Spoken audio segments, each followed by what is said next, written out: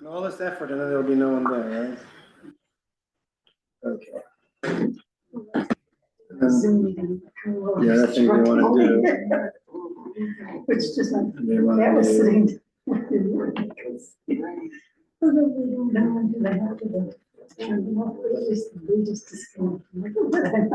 Yeah.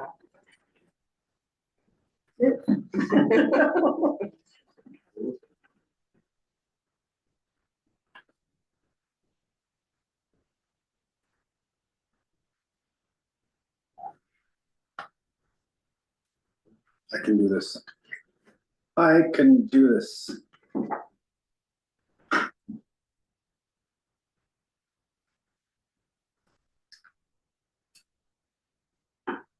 I'm so technological. Anyone on Zoom, really? Only one participant. So that makes it easier in a sense. All right. Okay. Can we begin? May we begin? All right. So, here, would you be so kind to pass these around? It's like two pages each. Okay, 1, 2, 3. That's for me. There's a lot more copies than students, so that's okay. What was the previous class about? Does anyone remember? Last week. Yeah. Anti-Semitism. Oh, that's a fun topic. What did you figure it? What's that? And the Holocaust. It's like buy one, get one free. Oh, hi, Jeff. Thanks for coming. So great. So yeah. So what did you learn? What did you learn about anti-Semitism? Looked at the ADL website where they have like, I think it's 5 different kinds of anti-Semitism. Okay. So, and then we looked at different things of anti-Semitic propaganda. Oh, that sounds interesting. Yeah. So unfortunately, we had a Reformed synagogue burned this week. You know that? So that was kind of unfortunate. Yeah. I was gonna try to issue a statement about that for our congregation today, but we didn't get to it. So hopefully by tomorrow. So it's a Reformed congregation just like ours, so it's a kind of sad. Yeah, but this exists in the world. It's also been a synagogue that was found by the Pauline. By the KKK in 1967. Yeah, because they didn't agree to their philosophy or something like that. Apparently, that there was yeah, they were with the civil rights movement, the synagogue, and the KKK didn't like that. So yeah. I guess it's the only synagogue in Jackson. Yeah, and the largest one, or the only one in the state of Mississippi at all, I think, or the largest one. Anyway, okay, so good evening, everyone. Welcome to our class, Judaism 101. We are going to be discussing. Oh my God, I didn't bring my glasses, but okay, that's fine. I'll just I'll manage. And we are going to dedicate this class to the land of Israel, to the state of Israel. It so happened that I was actually in Israel for the past 2.5 weeks. I only returned this Friday night, so actually the memories of the country are very vivid in my head, which I hope will be the benefit of the class. Also, full disclosure, I was born in Israel. I spent most of my 49 years on this planet there. So I have a very deep relationship to this country, and I'm biased. Okay, so just people should know that about me. But I'll try to give this presentation, and then maybe we should I hope that maybe what we can do is we could read through it, maybe taking turns, and then if you have, and then this, obviously every text is biased, and I try to make it, as neutral as I could.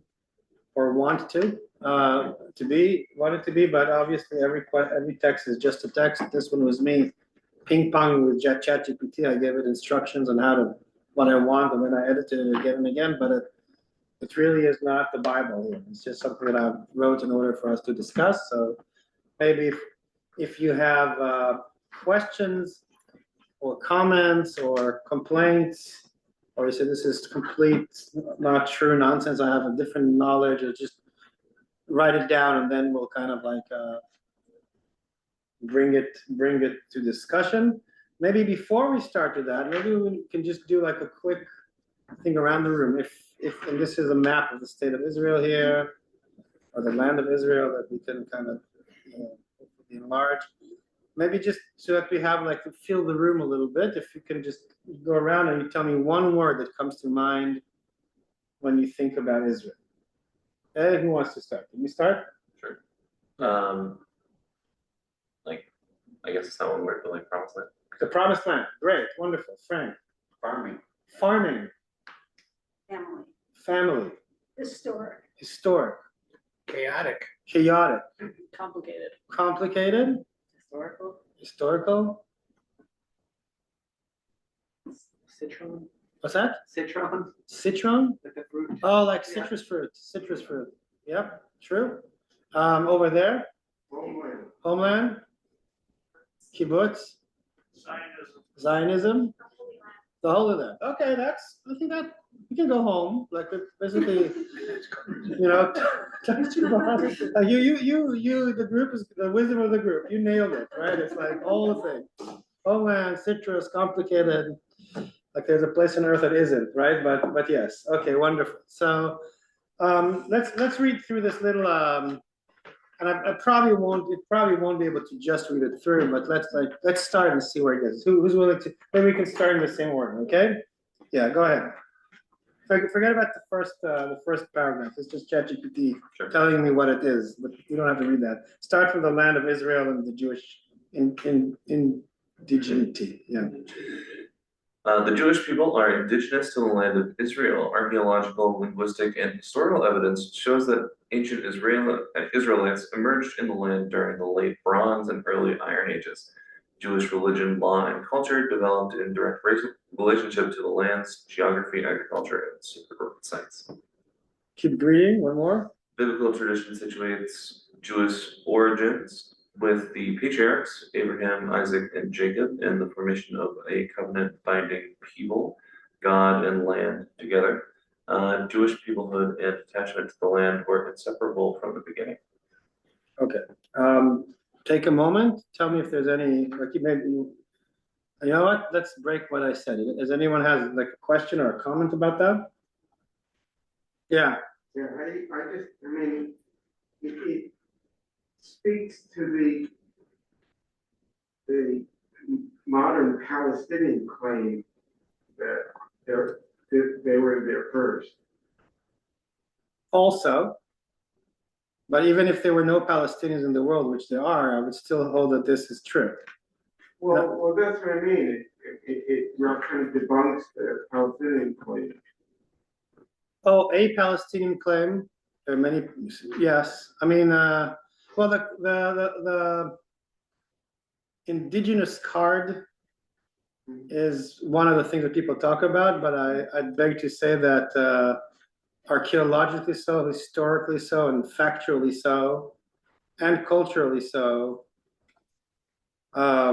Jews are indigenous to this land. It doesn't mean that others aren't. Okay, and in fact, I'm going to address this. Even this text addresses that later. So, in fact, I'll segue to say that actually something that I did this time around in Jerusalem, which I've never been to before. So, I don't know, how many of you have been to Israel, by the way? Raise your hand if you've been. So most of you haven't. Interesting. How many of you who's been to Israel have been to the Israel Museum in Jerusalem? That's the big museum that. Not talking Yad Vashem. No. Yad Vashem is the Holocaust Museum, and so in Israel there's so in Jerusalem there is this area where there's the parliament, which is a Knesset, and the offices of the government, and very close to it there's the Israel Museum, which is like the big national museum of Israel, there's archaeology and folklore and art and different things. And then next to it, adjacent to it, there's something called the Bible Land Museum, which I've never been to until now. For all my half a century of living there, I've never been to. And I went there and it was fascinating because it's a private collection of one man who collected a lot of artifacts from all of the Near East of the time of antiquity of the areas and different kingdoms and empires from which Israel, the land of Israel kind of came to be. So a lot of it is like Egyptian, Hellenistic, Mesopotamian, like all the cultures around. And it's just really, really fascinating. And what strikes one when you go there is that there have been, Hebrews or Jews in that land is not an opinion. It's as much as any archaeological finding and any historical document that we have, it's a fact. But also that Jews have never been the only ones in this country. So it's right. So then everybody who wants to weaponize indigenuity to any direction, they can do that. But I'm talking about an internal Jewish conversation, right? Then later on we can bring in other factors. So any more questions about this? Or comments about what we've read? Maybe I will say that there's really two things here that are not exactly the same. There's history and archaeology, which as much as science goes, because we know not just from biblical sources. There's documents, there's archaeological findings in ancient Hebrew, right, etc. So we know not just from the biblical tradition that Jews have been living in Israel for thousands of years. And then there's also the Bible. Now, a lot of people relate to the Bible as if it's history. And we should be as minded to say that it's actually not history. Okay, the Bible is a mythology, is a book that has that claims to be historical. Some parts of it are more historically accurate than others, right? As we progress in the Bible, right? So the earlier stages of the Bible, when they talk about the patriarchs, Abraham, Isaac, Jacob, even the discussions about Egypt and all that story, that's not exactly historically proven, right? But the later segments of the Bible, such as King Hezekiah in Jerusalem, there's been archaeological artifacts that actually prove that a lot of what the Bible is saying is at least somewhat true. In other words, some parts of the Bible can be attributed to archaeological and historical parts more than others. However, there is no debate in the world that our people, the Jewish people, have originated from that land. Okay. Anyone else before we continue? Yeah. You sort of answered this, but I'm just from a purely scientific standpoint, like taking the biblical potential mythological side of it away. What was it? What is it that is the scientific proof, so to speak? Was it the language? I mean, you just mentioned King Hezekiah and numerous findings, countless, not one or two, like thousands of archaeological findings. Documentations, for example, if you have documentations from neighboring kingdoms such as Egypt or Babylonia or Persia or Assyria, or that they had such and such, dealing with the Hebrew king of, the Israelite king of, that they captivated them, that they paid taxes, okay, so this is not one source or one shabby little claim that's one historian has made it's common knowledge for anyone who, right, it's really like, I can't even get into it. There's countless artifacts and more that are being found all the time. But again, not the Jews were the only inhabitants of this land, but they have been there, that they had a civilization, or more than one actually, that they were there, that they, yeah, so not to say that they all came from Egypt as one tribe. And so again, the biblical stories can be debated, but there had been a Jewish civilization there in times of antiquity, as far as any rational person would tell you, beyond the debate. How this implies in modern era, that's a whole other, because you can say, so what? Who cares, right? But just to know that this is the case. And then there's, of course, the biblical epos, or the biblical story that tells the whole thing and has a whole theology attributed to it, and its modern interpretations, which is not exactly the same as history or archaeology or science. Right. And it doesn't mean that it's not important, but it's just different because it's a book of faith that you can either believe or not. Mhm. Some of it corresponds with archaeological and historical findings, and some of it does not, or not yet. For example, King David. There is a city, there's an area in Jerusalem where archaeologists say this was built by King David. This is probably dated, but we have not found any archaeological artifact that proves that such a king ever existed yet. Archaeologists, they have calculated when he lived, and they can say, we think that this ruin was the palace of someone at that time, and we assume it was King David.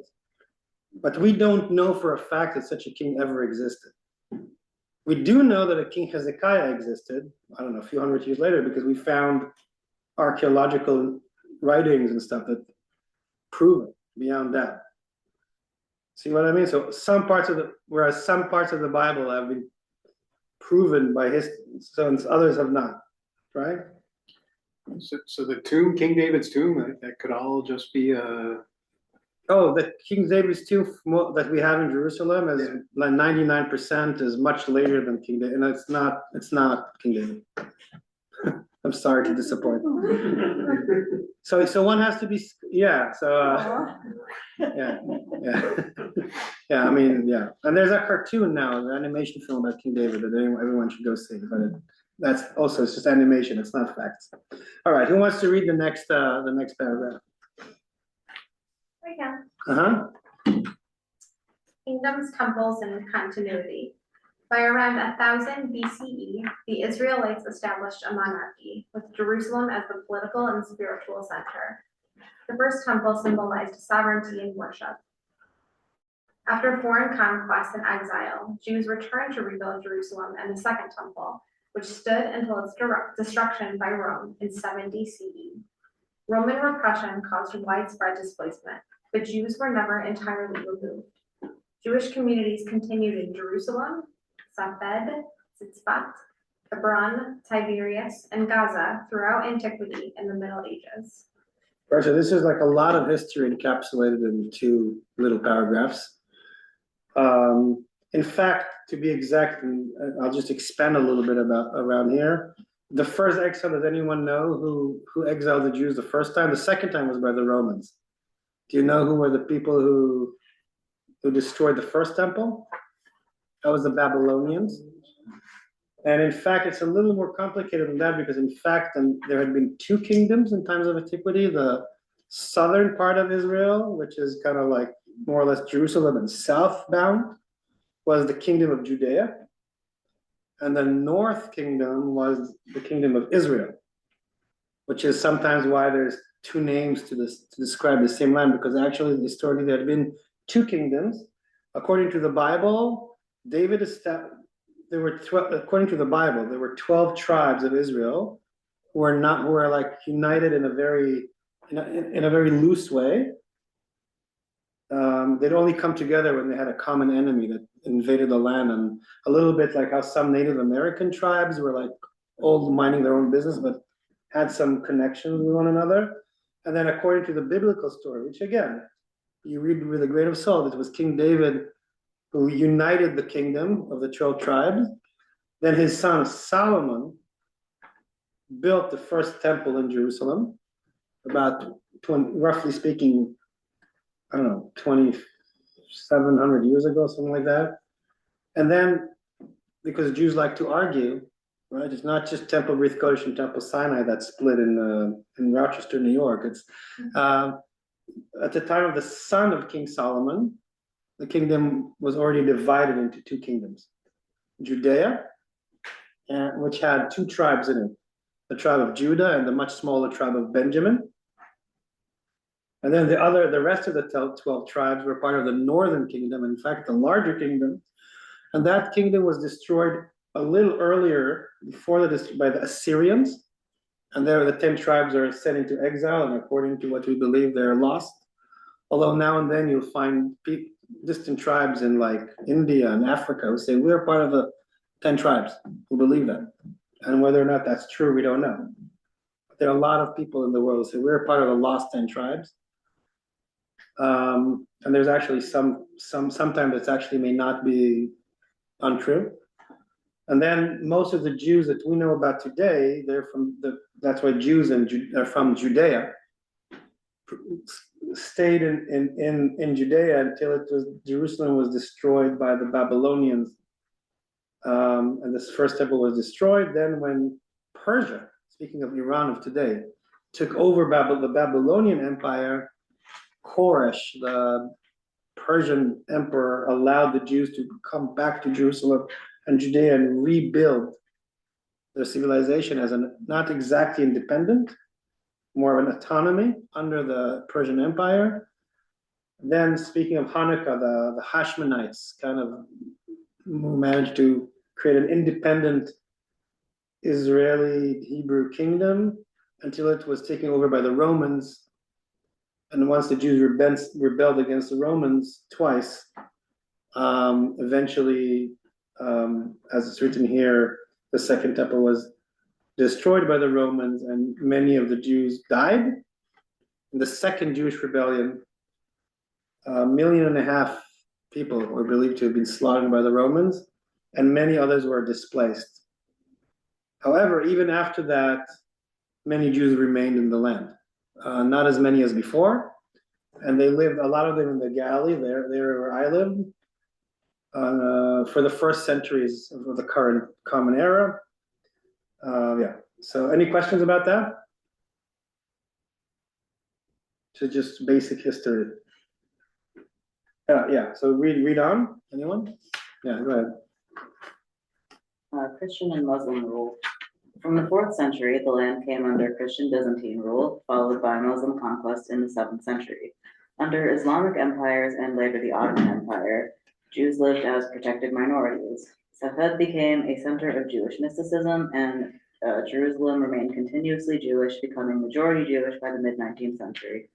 Here, to this, maybe we should add the Crusades that ChatGPT forgot to mention, but I should have told him to add. So in the 12th and 13th century, there was a big wave of Christian, crusaders who came to release the land of the Holy Land from the Muslim rule, and so basically the land switched many owners throughout the generations.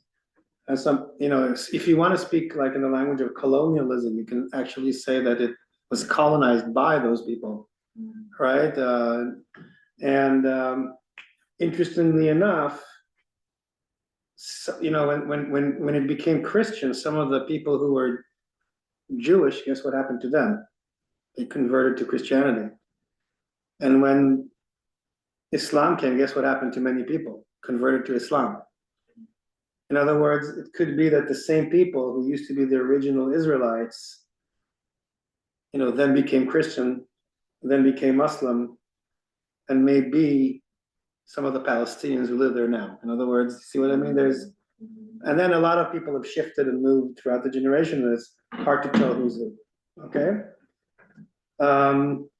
Any questions about that or comments about that? Yeah.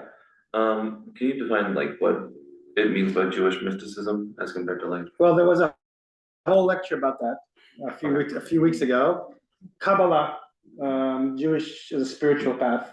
I don't want to get into that now because we gave a whole lecture about it before, so basically around the 15th and 16th century, Sfat, which is in the Galilee, becomes a very important hub to Jewish spiritualists who follow the book of the Zohar and other things.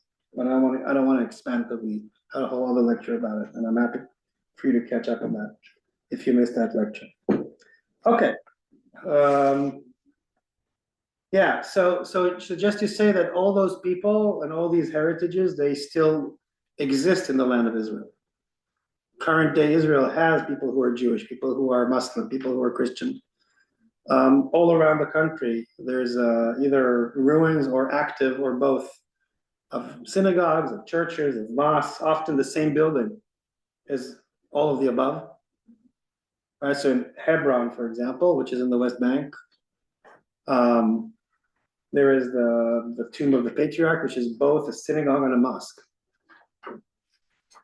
Actually, there's different hours in the day and different areas where people come to worship. You know, the Dome of the Rock, which is a mosque, was a church before it was that, and before that it was a Jewish temple, and different. And then the Western Wall, the Wailing Wall, is kind of part of that complex. You know, so in other words, many of those sites and areas are actually shared by all these religions, and people just added their own story or their own version of the story, and they all worship the same, like, holy place or the one next door. And this is not only in Israel. There's other instances in the world where, for example, in Istanbul, there's a church that now is a mosque that was, depending on who the ruling power that is, that may be, right? So all these layers of culture or civilization that went through this land are still present in that land as we speak. None of them has been erased, even though some others have tried to. They're all there in conversation with one another until today. Okay. Yes, let's read about the next paragraph. You can read that. Yeah. Like the land of Jewish liturgy and spirituality. During centuries without sovereignty, the land of Israel remained central to Jewish prayer and ritual. Jews prayed toward Jerusalem. Daily liturgy calls for return to Zion. Festivals follow the land's agricultural cycles. Passover ends with next year in Jerusalem. Weddings and mourning rituals recall Jerusalem's destruction. Judaism preserved the land as future-oriented spiritual reality, not a memory of the past. So this is actually a very important passage for us, because this helps us to understand the importance of Israel to us as Jews who do not live in Israel, right? Because it's hard to understand, explain Jewish culture, religion, worship, ritual, liturgy without understanding that this memory of the land from which the Jews originated is really a huge part of our liturgy, of our customs and our rituals. In some ways, a lot of the rituals, the prayers, the holidays that we have until today are kind of like a way to remember our connection to this land, even though we no longer live there. And even in our Reform prayer books, which are, this thing is watered down a lot and downplayed, we still find a lot of it. But in the traditional Orthodox prayer books and rituals, even more so to a greater degree. But even the Reform movement that changed a lot of the liturgy and a lot of the rituals and downplayed that thing, maintained a lot of it. Okay, so this synagogue isn't, but traditional synagogues, the arc is always towards Jerusalem. Many of our prayers talk about the return to Zion. A lot of our holidays actually follow the agricultural logic of the Middle East. Their prayers, for example, we pray for rain in the winter and for dew in the summer. So nothing to do with Rochester weather. Here we have rain year round, and we have snow in the winter, and we don't need to pray for rain because it comes anyways, right? Except for this year was a bit of a drought, but in other words, but yet Jews, it's almost like Jews have kept And almost every holiday that you can mention. Actually, I don't think that there's one holiday except for Purim, maybe. Because Purim is in the diaspora story.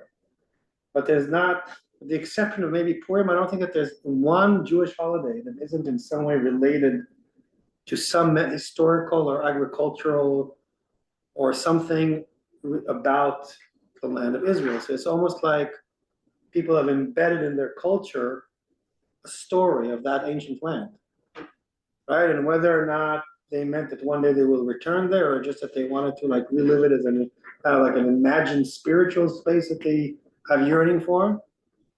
You can't really understand Jewish liturgy, prayer, spirituality, culture, music, you name it, without understanding the roots of these people in the land of Israel. You can't really disconnect the two. There have been different opinions about what that actually should mean in reality. And does that mean that all the Jews should go back there one day, or have we kind of evolved and made Israel, the land of Israel, to kind of more like a symbol for the promised land that can actually be everywhere? And again, there could be more than one interpretation and application of that understanding, but to not understand the importance of the land of Israel in all of our culture and religion is to misunderstand our culture and our culture and our culture and our spirituality, etc. Any questions or comments about that? Yeah. Well, the line next year in Jerusalem, is there an equivalent line in Jerusalem? Yeah, you say it in. I spend most of the seders in my life were probably in Jerusalem or nearby. And you say next year in Jerusalem anyways, or at the end of Yom Kippur, yeah, because you want to be there next year too. Like I said it one year and then I left, which it felt kind of like I'm leaving. Why am I saying it? But then Jerusalem could also be a spiritual Jerusalem again. Yeah, you say it anyways, and yeah, you say it anyways. There's also a question: if you're anywhere in the world, you're supposed to pray towards the land of Israel. If you're in Israel, you're supposed to pray towards where? Jerusalem. If you're in Jerusalem, you should pray towards where? The Temple Mount. If you're somewhere in the world and there's a storm or you don't know where you are, what do? You just pray to whatever direction and you turn your prayer towards God. Right? So, and many Reformed temples deliberately do not turn towards Jerusalem, including this one, because they kind of said it doesn't matter anymore. Everywhere we are, we're in Zion. And there's a whole conversation about the Reformed Judaism's relationship to Israel. We're going to get to that a little later on. Okay, so we're now turning the page. Okay, who wants to read the next one? Modern Zionism and its streams. Anyone? No.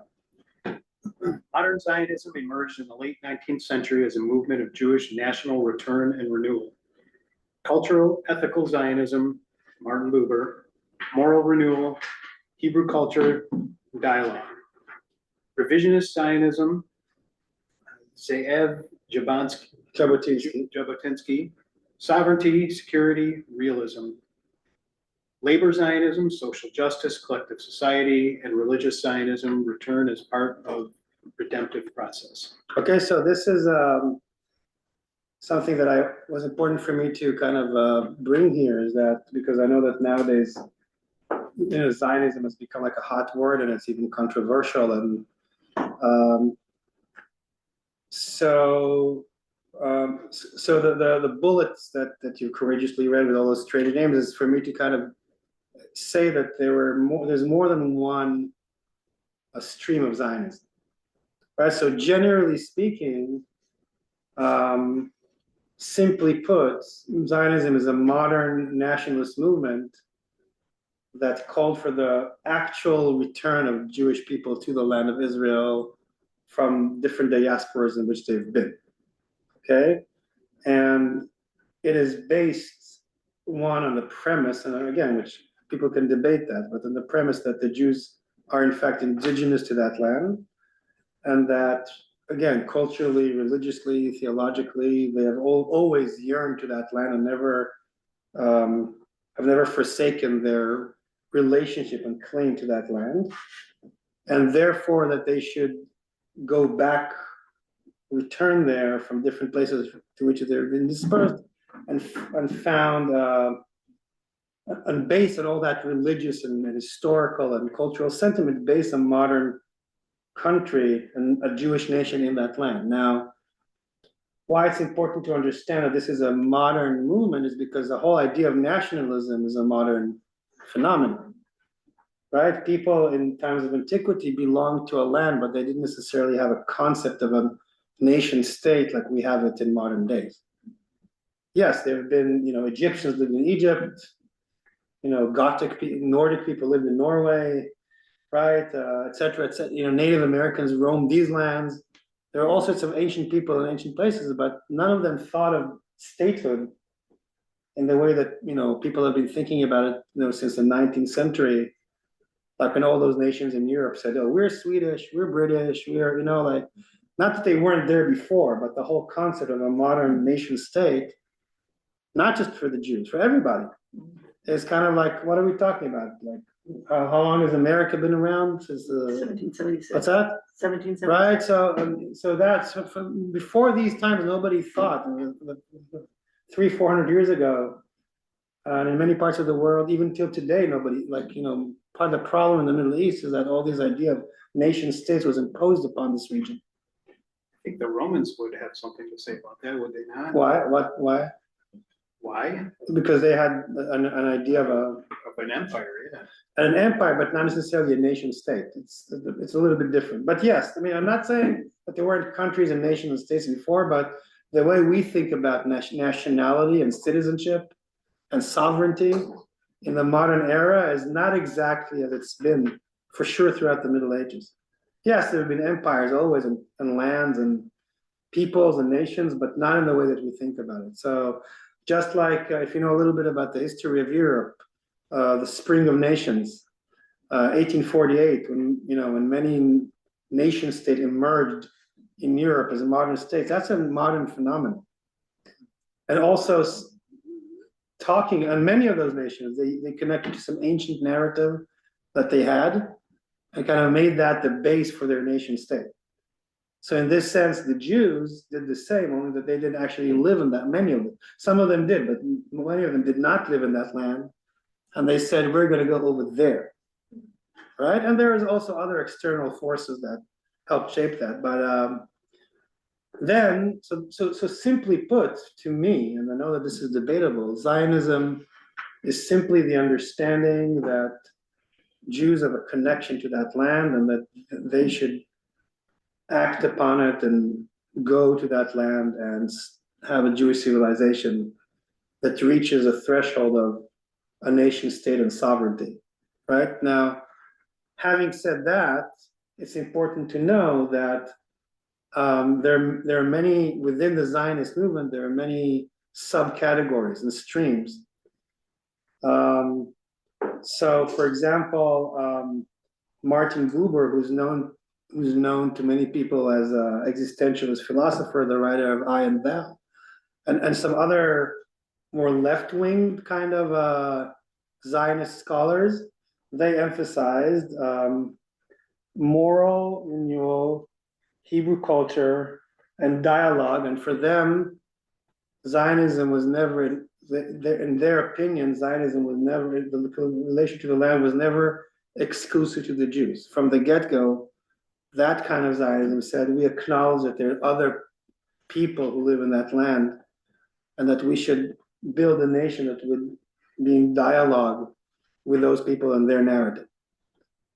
Okay, so that's kind of Zionism that maybe didn't become mainstream, but it was definitely there, and it was very much there in the beginning. Then revisionist Zionism is interesting to us because the party that actually rules Israel today, the Likud, and Netanyahu is actually they've changed much since, but they're not exactly following it, I would argue, until today. But originally this is their breeding ground, and it's more of liberal, right-wing, but not religious Zionism, and and it's more like pragmatic. And Jabotinsky's main philosophy is we are to start a nation here. We acknowledge that there are other people in this land. We actually, Jabotinsky, I don't know much about him, but basically his stance was we acknowledge that these people are also strong and that they have a claim, but we have to be stronger than them and we shall prevail. In other words, it wasn't kind of like we are better than them, we are superior to them, we have more of a claim to the land than they do. Is that we have a claim to the land, they have a claim to the land. We have to be very, very strong and fierce, and may the stronger person win, right? But it was not Jewish supremacy. It was not religious zealousy, which now is more than what we see. This is kind of took over. But it's interesting to know that this is where the original Likud party came from. It has changed greatly throughout the years. Labor Zionism, social justice, collective society, is interesting because this is the people who actually founded Israel.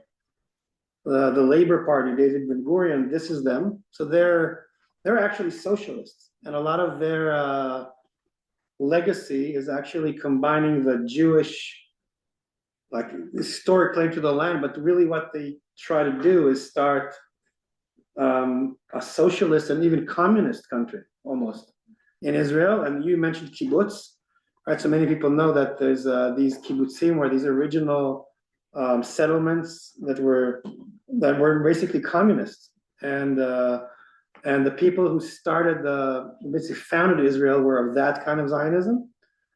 And then you have religious Zionism, which is return as part of redemption process, which is the religious Zionism, which basically says that emphasizes a religious, spiritual claim of the land, the connection of the Jews. In other words, the Bible claims that the Jews, if they don't do what God tells them to do, God will punish the Jews and send them out to the diaspora. But then, if the Jews return to the land, it means that God has forgiven them for their sins, and that basically going back to the land of Israel and establishing a modern secular sovereign state is only the first stage in bringing forth kind of like a religious, maybe even to the point of like rebuilding the temple and resurrecting the past in like a religious way.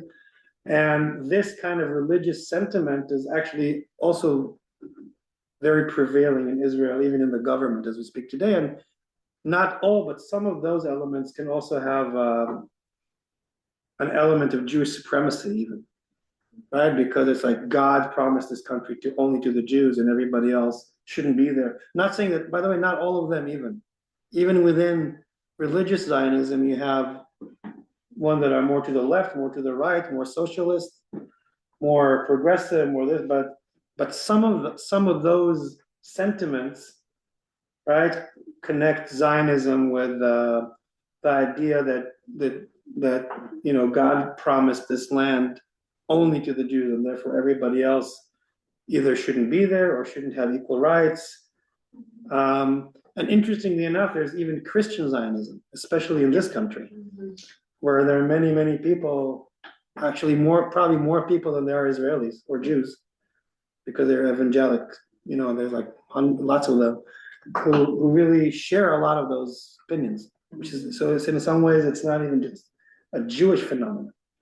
This idea that God promised the land of the Jews to the Jews, and the Jews coming back to that land has some kind of theological, cosmic implications. Yeah, for Christians, they feel that once Jewish people have Israel back, then the Messiah is going to come. Like, that's why there are so many evangelical Christian Zionists, because that's what they think is going to happen. Right. So this is a whole other level to the story, but understanding that. So it's not all Christians. It's some Christians. It's not even all evangelics, and even amongst the evangelics, there's different interpretations of that. Some are more extreme. And also, but just to say that, interestingly enough, because the Bible is not just the holy book of the Jews, but has become the holy book for multitudes, exponentially more people in the world who aren't Jewish at all, but kind of feel that they have a sentiment to that. The story of this tiny nation, in the end, there's 10 million Israelis and like maybe 20 million Jews in the world. I think 16 million Jews around the world. And a lot of the Israelis aren't even Jewish. We're going to get to that. Right? So the story of this tiny nation is kind of like magnified and amplified because there's many other people who kind of like dip their hands in the story because their theology, for better or for worse, has to do with it. And that explains some of the complexity that the United States, for instance, or Americans feel, whatever they feel or think about Israel, right, it had nothing very little to do with the actual country, but with internal American debate or other questions that are global questions that somehow Israel gets involved because of the theological magnitude that it's meaning to a lot of other people.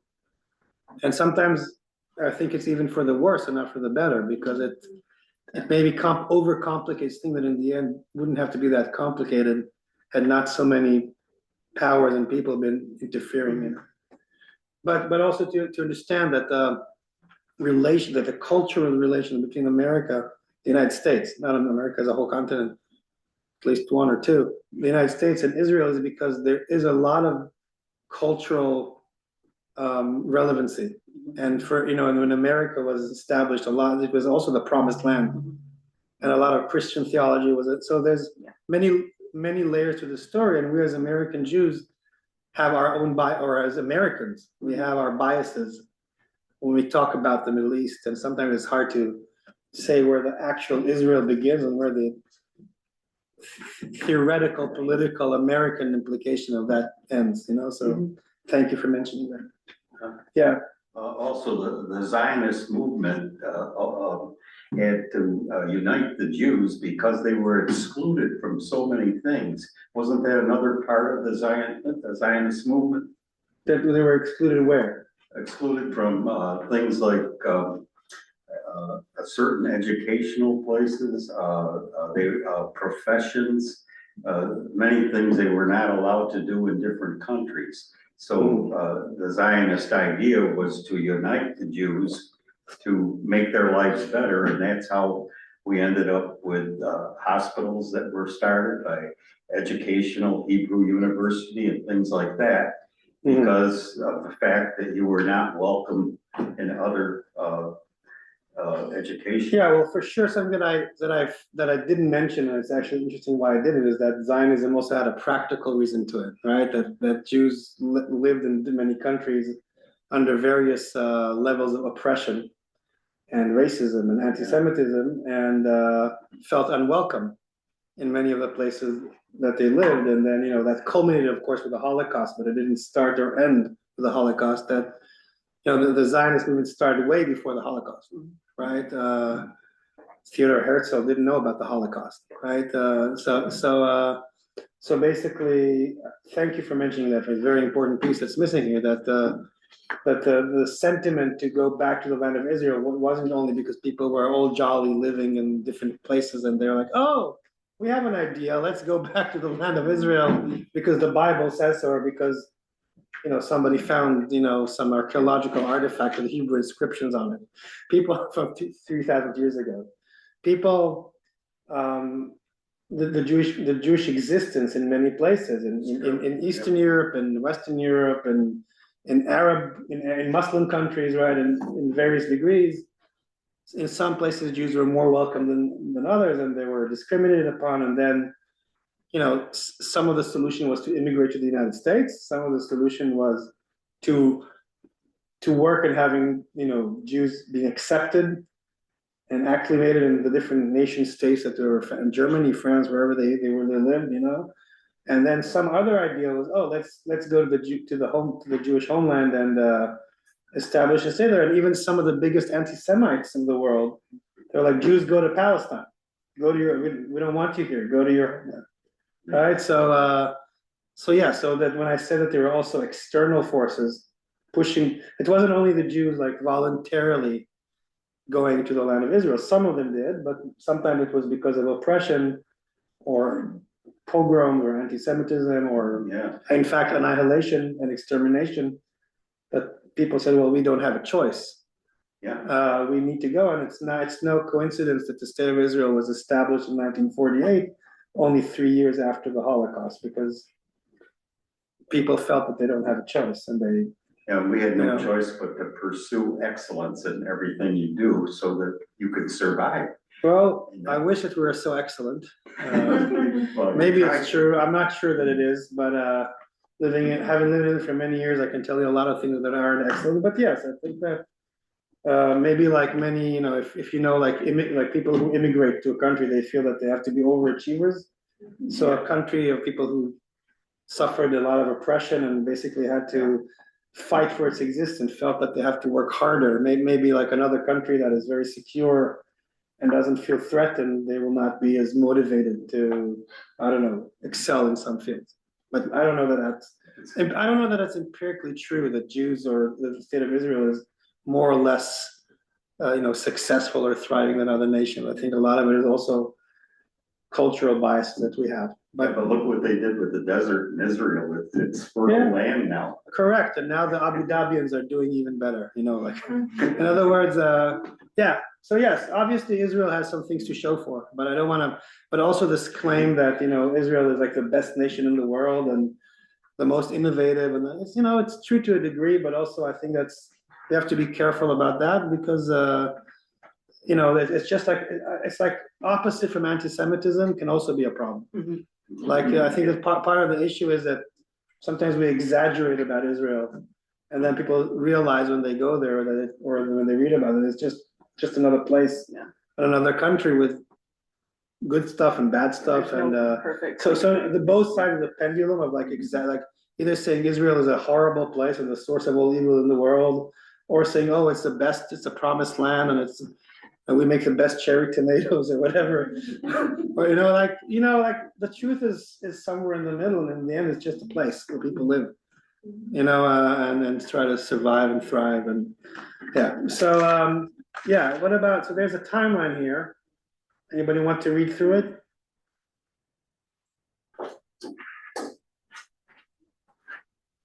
I'll read through it. Sure.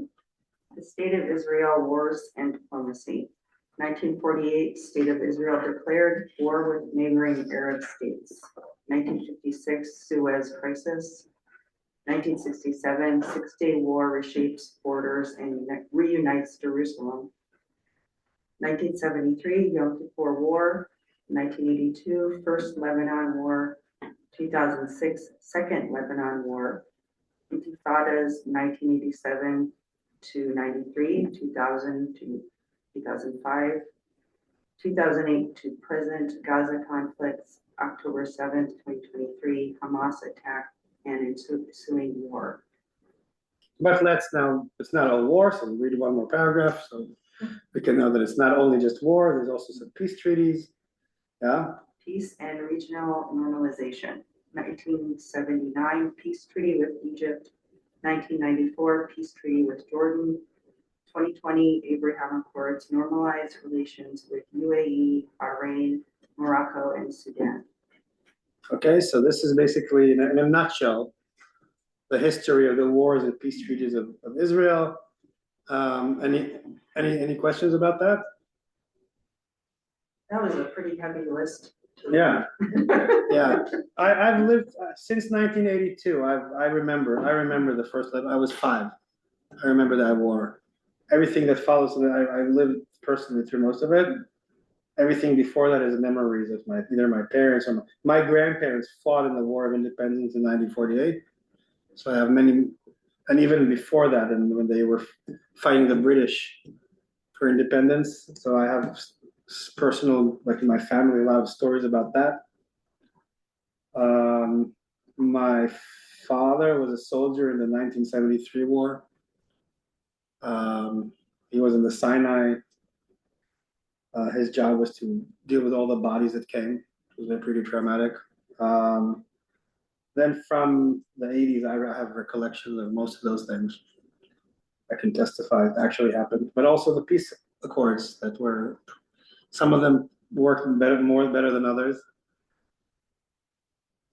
People should know, do you know the, if I tell you, do you know the implication of the 1948 Israel and 1967 Israel and the borders? Is that something that people, is this common knowledge here in this room?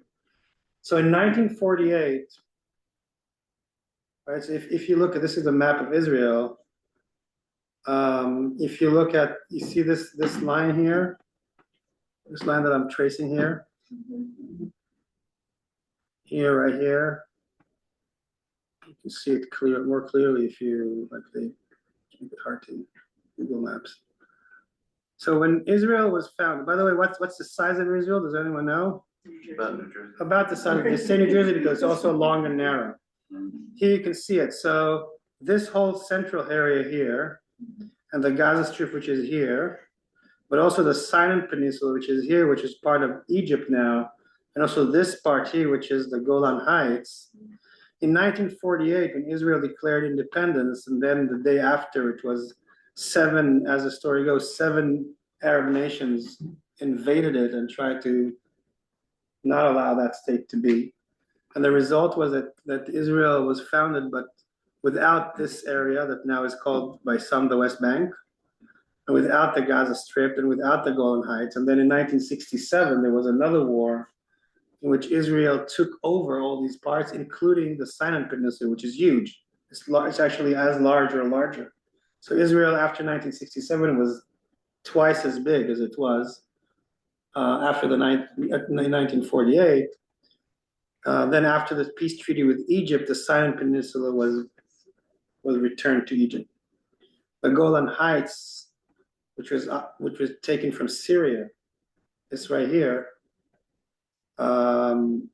is still Israel, and in fact, the United States acknowledged that it's Israel by Donald Trump the first time around.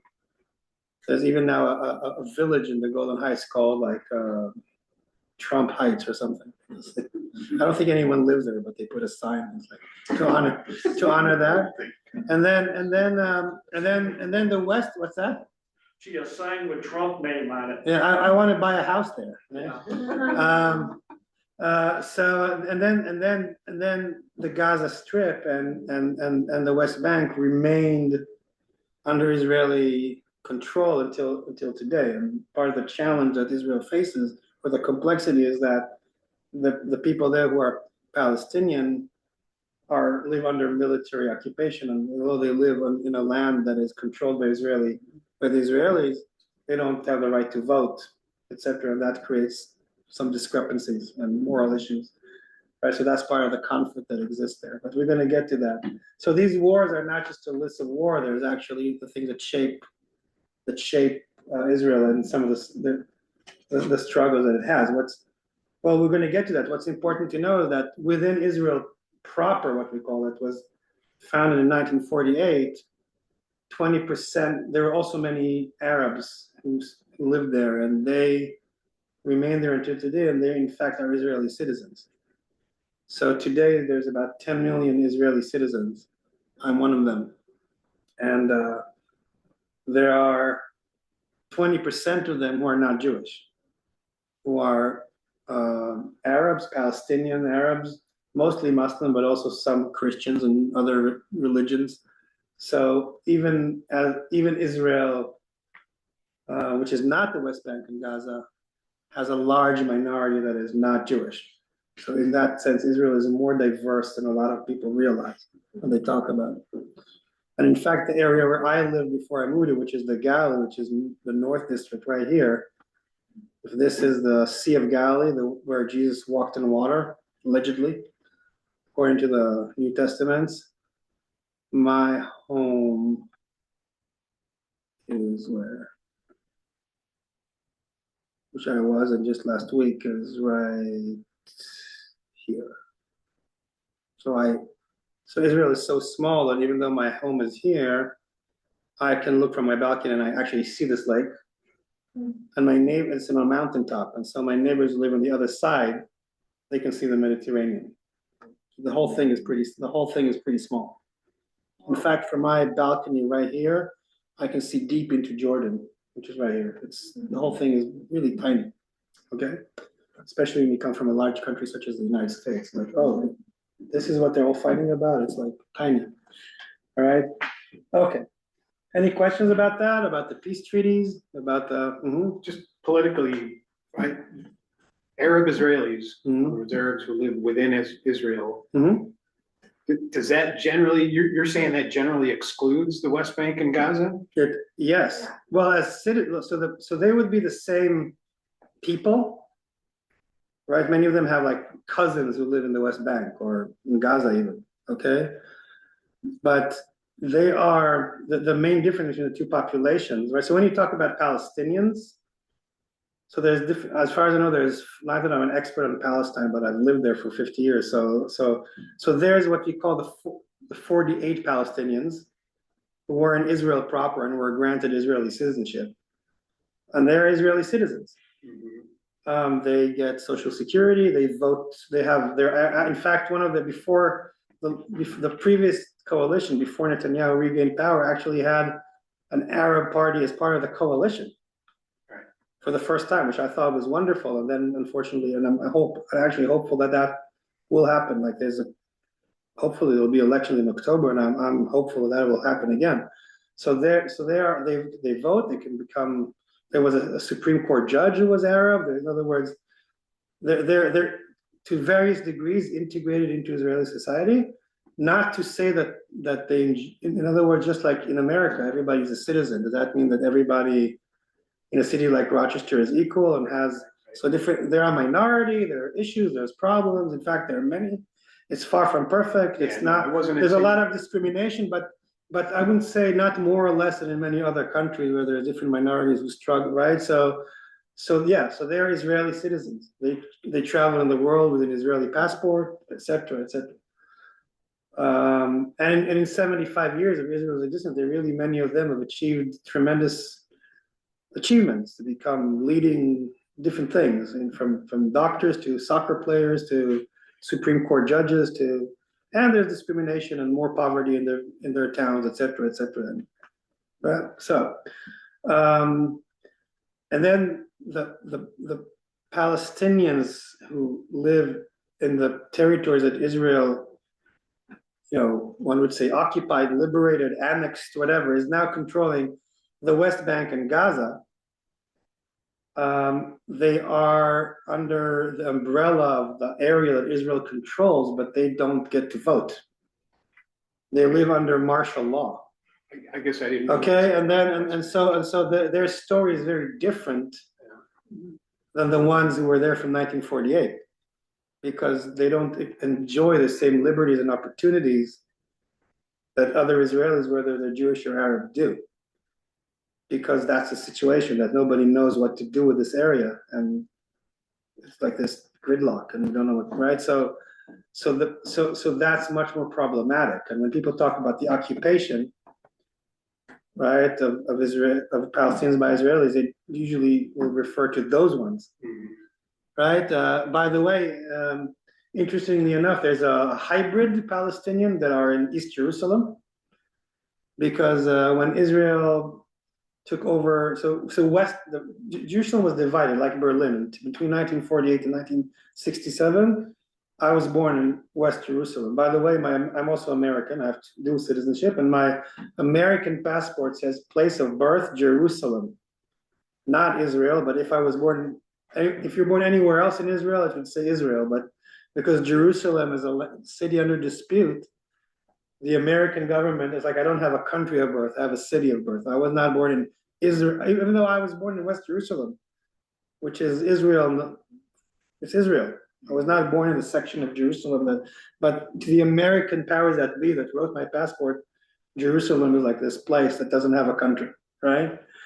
So, and even though, by the way, for that reason, Israel defined its capital as Jerusalem, but many of the foreign embassies, in fact, most of them till today, they reside in Tel Aviv because Jerusalem is a city under dispute, and many of them don't want to take sides.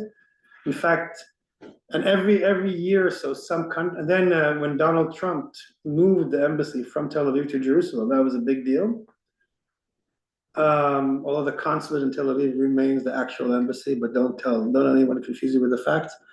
But then, like last week, there was a big thing in the media that Samoa, it's a tiny country. I don't even know where it is. Like there's like 5 people there. It's an island. They're going to move their embassy from Tel Aviv to Jerusalem, and everybody was, yay, Samoa loves Israel, right? So the whole thing about Jerusalem is divided. It's East Jerusalem, West Jerusalem was Israel, and East Jerusalem, which was which country before 1967? Do you know? It was not Palestine. There was never a Palestine as a country. There never has been a sovereign country called Palestine yet. They may be in the future, but it was Jordan. And after 1948, Egypt controlled the Gaza Strip. And if you know that, forgive me, but I don't, right? And Jordan controlled the West Bank and East Jerusalem. And then when Israel took over those parts in 1967, it united Jerusalem and said that, and gave the Palestinians who live in East Jerusalem kind of like a green card. And like they got like they're in the Israeli system, they can work in Israel, they get benefits, social security. The only thing they can't do is vote. So they're like kind of hybrid between being under occupation and not. But then if like their cousin lives across the street in the area that's just the West Bank and not Jerusalem, they're under occupation. And interestingly enough, those people now have a path to citizenship. They can apply to citizenship and eventually get it if they so choose. Many of them don't do it because of ideological reasons, and some of them are doing it. So they're like a kind of like a hybrid thing. And then, so there's so far 1948 Palestinians, 1967 West Bank and Gaza Strip under occupation Palestinians, East Jerusalem, so kind of like halfway hybrid situation. And then you have Palestinians who are like chased out of Israel and live in the diaspora, either in the countries around Israel or even here in the United States. So there's more, when you say Palestinian, it could mean, and by the way, my great grandfather and great grandmother, they were born in the British Mandate of Palestine, and they were also Palestinian. So in a sense, I'm also Palestinian. So Palestinian can mean a lot of things to different people, okay? Do you know where the name Palestine came from? After the Romans occupied Judea and destroyed the temple in year 70, they didn't want to call that province Judea because it was like, let's show those Jews. And they invented the name Palestine because of the Philistines, which are a nation that used to live there. So that's the source of the name Palestine. And it was never called and then it was just part of the Ottoman Empire. And when the British took over the mandate of that land, they call it Palestine. Okay, but again, it was under the British mandate. My grandfather and grandmother were born in that place. It was called Palestine under British rule, but it was never a sovereign state called Palestine. The British had a mandate. Were there countries of Jordan yet, or did those come out of something? Was like Jordan a country? Jordan was established more or less around the same time. I forget exactly when. Yeah, because I remember reading it. Yeah. So when the European powers took over the Ottoman Empire in the First World War, and they kind of divided the Middle East between Britain and France in the Sykes-Picot Agreement. And they kind of like drew lines in the desert and say, this is going to be French, this is going to be British. And they invented countries that never existed. Jordan did not exist. Okay, Lebanon kind of existed, but not exactly, it was not again, so a lot of those countries are products of modern processes that happened after World War I. Yeah. Okay. Can we read the paragraph about Israel today and then see if we have some more things to discuss? Oh, so let's read the one about the Palestinians that I spoke about this who can read that one? I can read it. Mhm. Approximately 3 million Palestinians live in the West Bank and about 2.5 million. in 2.2. Gaza. Oh, sorry, Mhm. 2.2 million in Gaza. The conflict reflects competing national movements seeking security, dignity, and self-determination. I try to be as unbiased as I can, right? By the way, the numbers are slightly wrong. I think that and people actually don't know how many Palestinians live in the West Bank exactly. The Palestinians try to say that there's more, the Israelis try to say that there's less. I think it's closer to 2.5 million, not 3. And in Gaza, before the war, there may have been 2.2 million, but now it's down to 1.9 because about 70,000 were killed and then about 200,000 fled. But so it's a little bit too much what it says here, but it was more or less. And yes, so those people are there, and part of the complexity which you mentioned is that Israel, them, the region, and the world struggle with what to do about this. So yeah, this obviously one of the challenges that Israeli society faces, and the region faces, and obviously the Palestinians themselves are facing as well. And it wouldn't be right to talk about the history of Israel without acknowledging that they're there and that they are human beings who somehow, need a future and deserve dignity, etc. And that is, I think, one of the, not the only, by the way, but one of the big challenges that obviously Israeli society and Israel as a nation are facing. Yeah. I guess not to be too controversial, but like the West Bank and the Gaza Strip, like it's not like their inability to vote is not their only defining factor. Like there's also the sanctions and blockades and infrastructure collapse and things that. Yeah, absolutely. Right? Yeah. I just wanted I guess I feel like if you reduce it to they can't vote and that's their defining factor, there's a whole culture there that exists as a reaction to the occupation. So it's hard to like reduce it to one. Oh, I agree with you. It's just that we're short in time, and also, yeah. So if one would argue that if they had the right to vote, their needs would be taken. So there are people under martial law with all the implication that implies, right? Again, I'm not to justify, but I don't think that their situation under the Jordanians was any better.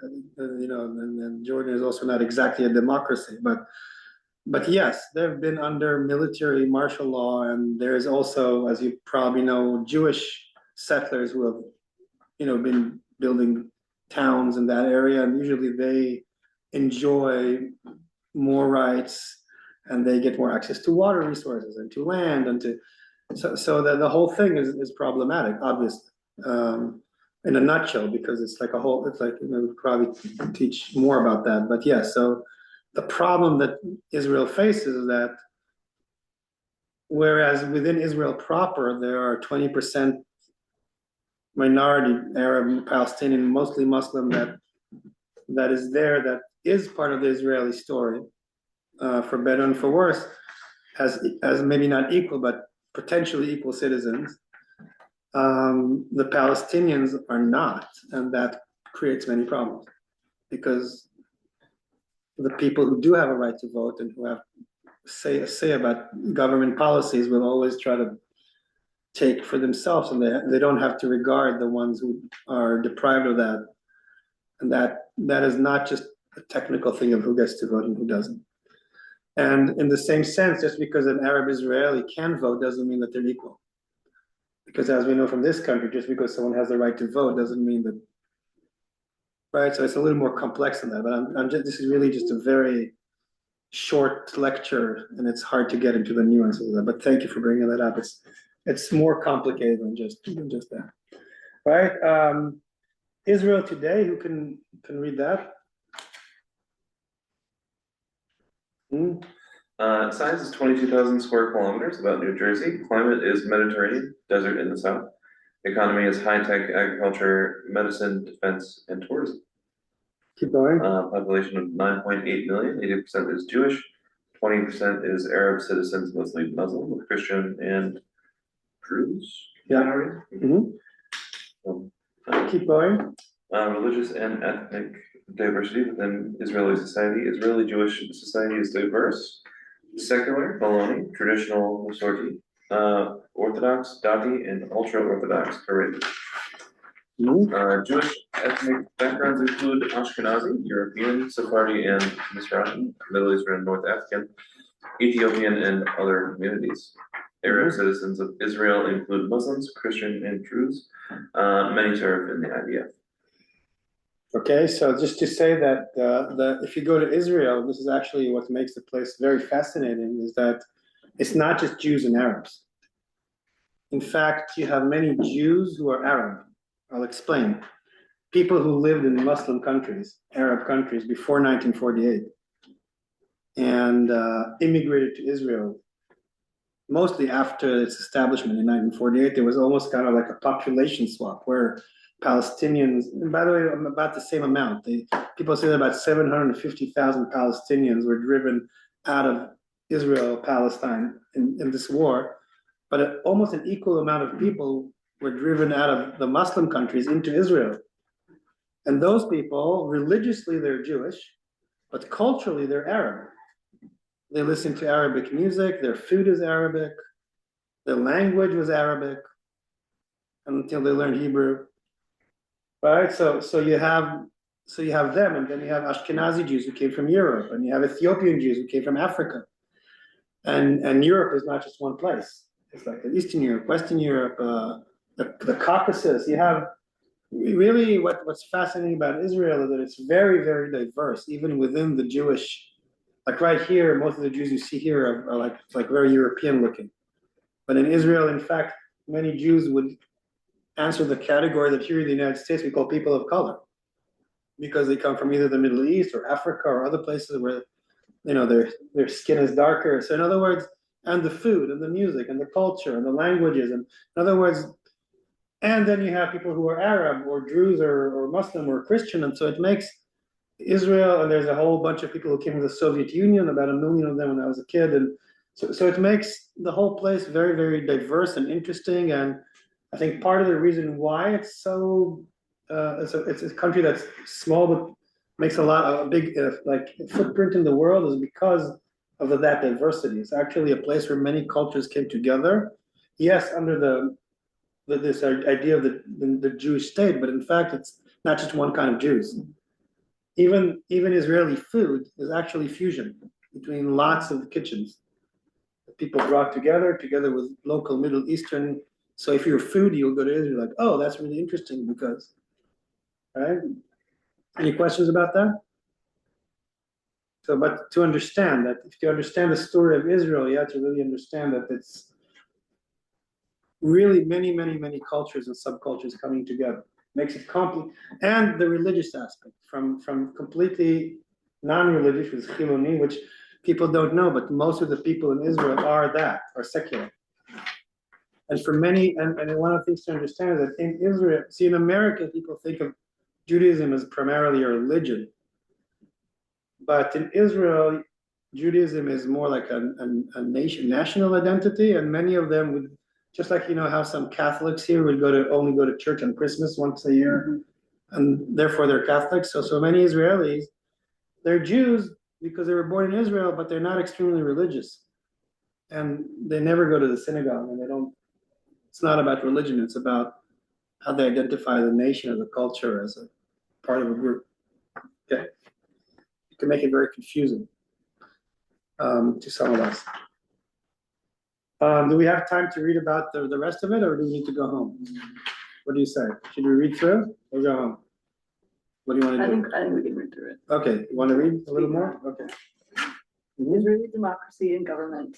Israel is a parliamentary democracy with proportional representation. Citizens vote for political parties, and coalition governments are the norm. Key institutions include the Knesset. That's the parliament, yeah. An independent judiciary, a free press, and active civil society. Ongoing debates include the balance between Jewish and democratic identity, the role of religion in public life, minority rights, and judicial authority. So I want to stop here and say that Israel really is a democracy. However, people have been describing it, especially of late, as a flawed one. I wonder if people would say the same about the United States. And Israel really is. I was there now in my hometown, and it so happened that we had a town meeting when I was there. So I used to be the chairman of the board of the village, and then I left. And then there was just to understand to the extent, this is a village of 200 households, more or less. And yet it's self-governed, and there's like a town hall where people vote, and there was a vote about a certain family that sued the village for something. And even when I was there in the village, in the politics of the village 5 years ago, that thing is like, and now they were voting about should we compromise with them or go to, and people came and there was like a debate and people, so Israel is like democratic culture is very real in Israel. It's actually is a democracy. However, it's a democracy that is controlling about 5 million people who are not, again, part of that democratic system. So in that sense, for sure, it's a flawed democracy, right? Because you can't ignore the fact that whereas there are 10 million Israeli citizens, including Arabs, yes, but then what about the others who aren't?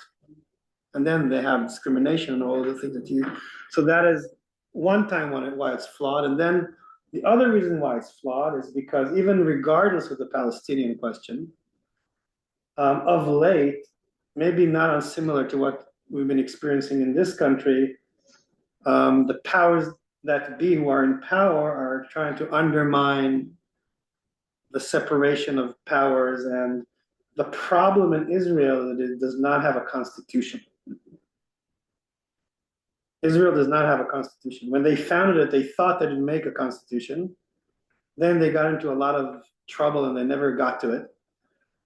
And there are some laws that have been proclaimed as constitutional laws that the parliament can't change, only with 80% or blah, blah, blah. But there's not a full constitution. And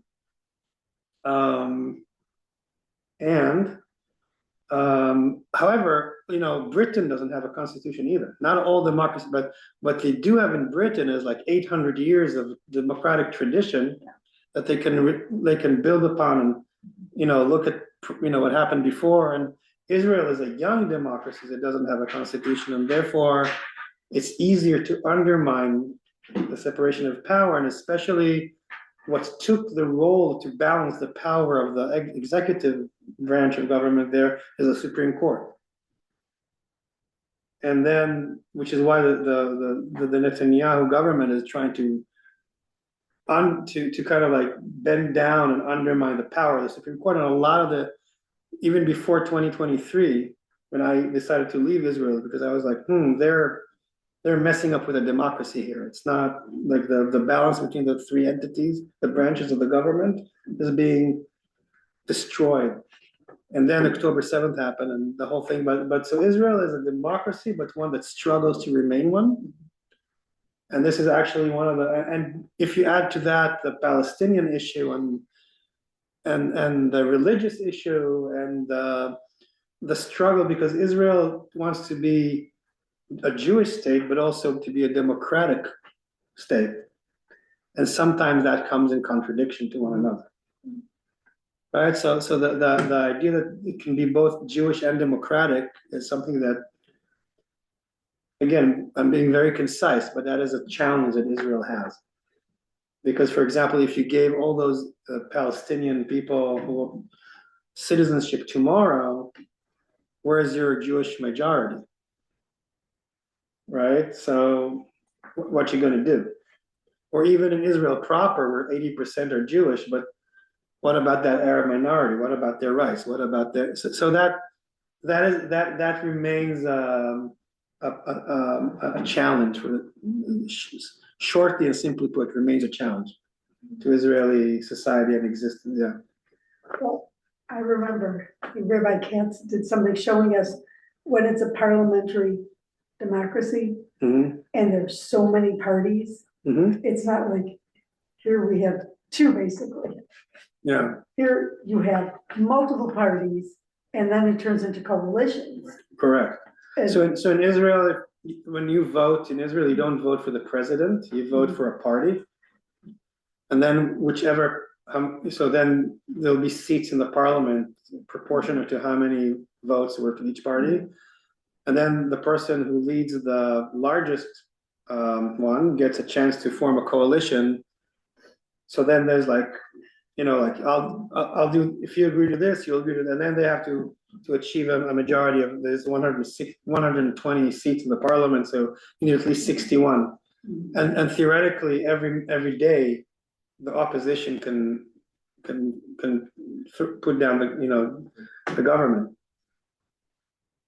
So yeah, it's a different system. It's a different system than here in the States. And you came here seeking what? A better democracy? I came here seeking a better job, and I think I found one. But I'm being a little glib. I think that what Israel, to be fair, what Israel is experiencing is part of a larger global phenomenon. We see that in actually most democracies in the world right now are in crisis. Yeah. And it's, you name it. Like, show me one democracy now that isn't in crisis. I think it's hard to find. Maybe Switzerland, maybe. I'm not even sure about that. But Denmark until recently. Well, That's the thing. So yeah, but what about Greenland, right? But you see, so just to say that we are seeing that, and this is a whole other lecture, right? That throughout the world, democracies are kind of being threatened from within, right? The understanding that democracy is important for the stability, prosperity of nations is being undermined by the citizens of those democracies, who not only in Israel but in other places are voting for parties and leaders and rulers who question that and try to become more authoritarian. And so actually in that, Israel is not special. It's just because of the other complexities that it has. It's kind of like it has a twist, but it's in fact part of a global phenomena of like flawed democracies. And having said that, I would argue that still, again, acknowledging that there is a Palestinian issue. It's a democracy that holds millions of people under military occupation. Nonetheless, it still is a democracy, and there will be elections, and we don't know who's going to win. Really, I have my preferences, but I did not mean to minimize your major decision. Yeah. Well, I moved. I don't even know why I moved here. Really, honestly, I moved here because I wanted something new, and exciting. And I found you guys, and it's wonderful. But people tell themselves stories of why they make major life decisions, and then maybe it's true, maybe not. Right? So, let's read through the rest, and then you tell me when you want to go home. Yeah, Israeli culture and social. Yeah. Who's reading that one? Sure. Yeah, go ahead.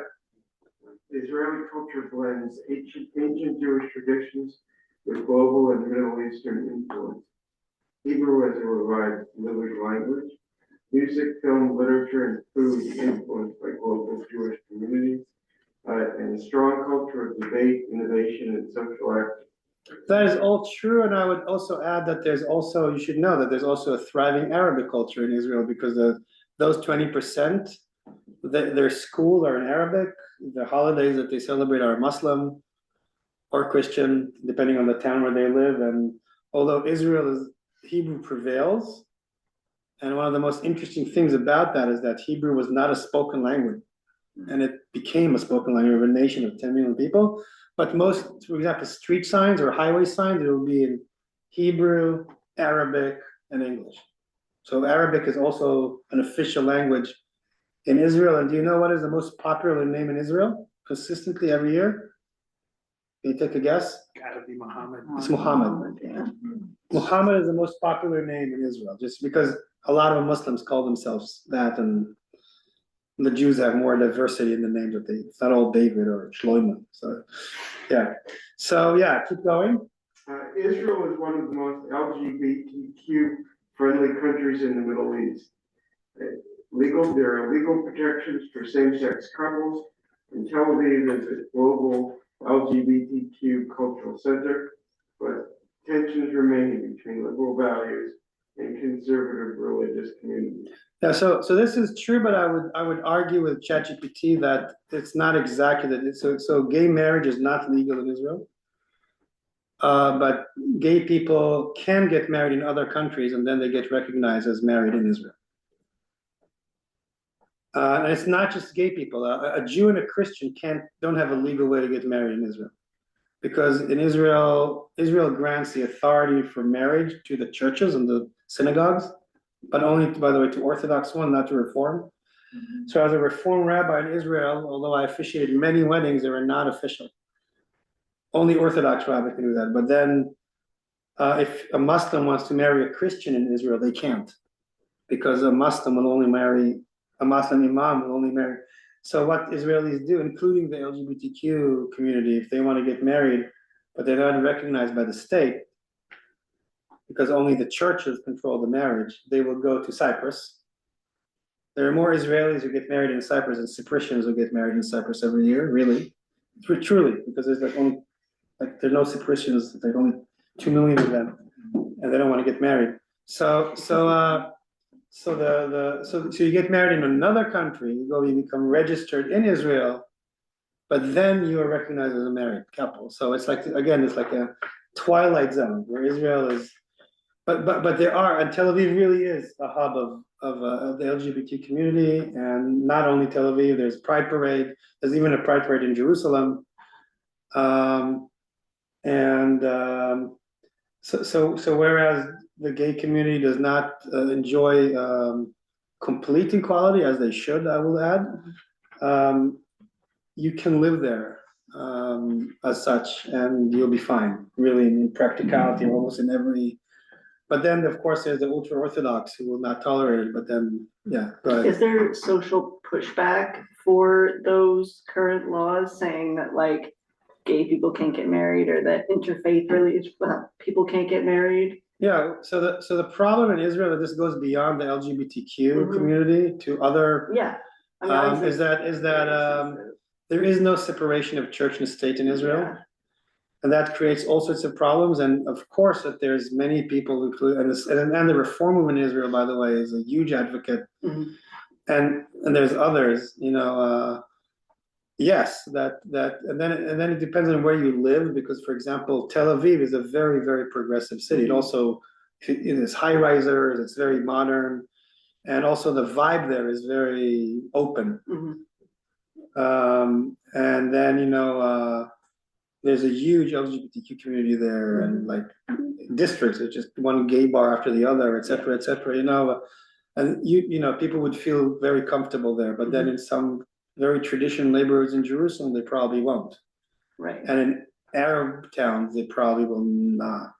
And and in the West Bank and Gaza, for sure they will not, right? And so it depends on where you live. So it's like diverse just in the way that America is, because even though gay marriage is legal here, a gay person might not feel safe. Yes, so even though Israel is very small, you'd have different neighborhoods and different towns and different areas that are very different in their vibe.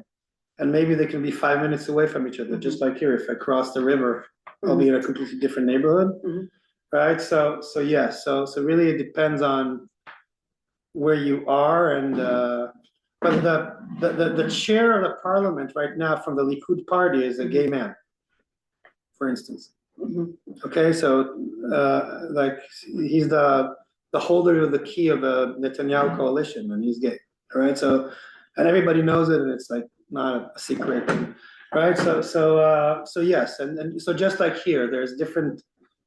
So a lot of more traditional people, whether they're Jewish or Muslim or Christian, would say this is an abomination, it's a sin, blah blah blah. But it's actually very accepted and very common to have gay families, gay thing, so that's so it's like that. Right. Not that different than here. Yeah. Only that legally they can't get married. And that's an issue of there is no separation between church and state. Yeah, so again, my children, because my wife converted to Judaism through Reform, so my children, I have 4 children, they have and they're Israeli citizens, some of them I've served in the IDF, my daughter, and she doesn't have a legal way to get married in Israel. Yeah. Because the church that can marry her doesn't, the Jewish Orthodoxy doesn't acknowledge her as being Jewish. Yeah, doesn't recognize her as Jewish, okay. So It causes a bunch of issues that. or some immigrants who came from Russia because they were persecuted there in like under anti-Semitism, Mhm. and they came to the Jewish state and they were granted Israeli citizenship out of Jewish Israeli law, Mhm. but then the rabbinate of Israel, which is Orthodox, which is another arm of the government, doesn't recognize. They're not Jewish enough for them. Right. They can't get married in Israel. Yeah. So the thing is, it's a problem not only for the LGBTQ, Right. but for anyone else who wants to marry outside of the Mhm. definition of each church. And then, children of converts and like it extends. It extends beyond. So the gay community is just one piece of other discriminations that exist. And in fact, as a Reform rabbi, I was like, when you were a Reform rabbi in Israel, you're constant because all those people, they come to you. Mhm. So that was kind of like a lot of my work was with all those. Popular Yeah. people. Yeah. Yeah. Okay. Did we have enough? It's late in the day, right? Nice. Maybe before we conclude, anything you want to share before we leave? Yeah. If there's no separation of church and state and there's no constitution, does that mean the Torah is the constitution? It's not. There is no constitution. So some would like for it to be. I'd say most Israelis don't. And even if they did, they couldn't agree on which interpretation. One of the reasons why there's not a constitution is because in order to hold a coalition between left and right, anyone who was ever in power in Israel usually had to make a coalition with the ultra-Orthodox. And they kind of like came in the way of any attempt to create a constitution. Right? So those who want Israel to become a halacha state, a Jewish law country, but in honesty, they're still the minority. They're just have more power than they should because of the parliamentary system and their ability to extort. But yes, I would beg to say that most Israelis would prefer for it to remain a liberal secular democracy with a Jewish taste, but not with the Jewish law. Mhm. But all is fair in love and war. We'll see what happens, right? So look, I just to conclude to say that obviously it's a more complicated topic that we could have reached in an hour and 15 minutes, and we went over time. But to say that I tried to be as kind of like objective and as open as I can. Obviously, with my biases, I know that the topic of Israel has become controversial and that many Jewish Americans struggle with our relationship to it. To conclude, I will say that I think that no matter what our political opinions are about this, and it's hard to understand Judaism without understanding that Israel is a huge part of Jewish identity. And what I would encourage people to do is to learn about Israel, have a relationship with Israel, with Israelis, hopefully have some sort of solidarity with half the Jewish world that lives there, or more than half. And then also the criticism and the questions and the understanding that a lot of things there need to be fixed, and that we as a Jewish community here in the United States, we need to find a way to maintain this complexity without losing our solidarity to our brothers and sisters who live there, and to affirm our values that we believe that how that place should be, because what happens there affects us, and what we do here affects what happens over there. Mhm. And I know that there's more to talk about, but we're out of time. And Jeff here is the head of the Israel Committee of Temple Sinai, and there'll be more programming about Israel in the future. One of them, in a month from today, in February 10th, we're going to have a very interesting visit here to Temple Sinai. From the Spirit of the Galilee, which is an organization that I used to lead when I was still living there, which is a organization that promotes Jewish and Arab dialogue and shared society in the Galilee region through clergy and their communities. The two leaders we lead it now, who are Jewish Reform Rabbi, lady, woman, and Israeli, Arab, Christian, Palestinian priest, are coming to America, and they're coming to Rochester, and there'll be a program that I'll be offering here, and I invite anyone who wants to learn more about what the Israel Committee is going to help to make this program happen, and we're very grateful. It's going to be a fascinating program that will allow us to really understand very interesting things that are happening in Israel between Jews and Arabs today, so I want to get to know about it, and you'll be invited. All right. Thank you so much. Good night, and God bless you all.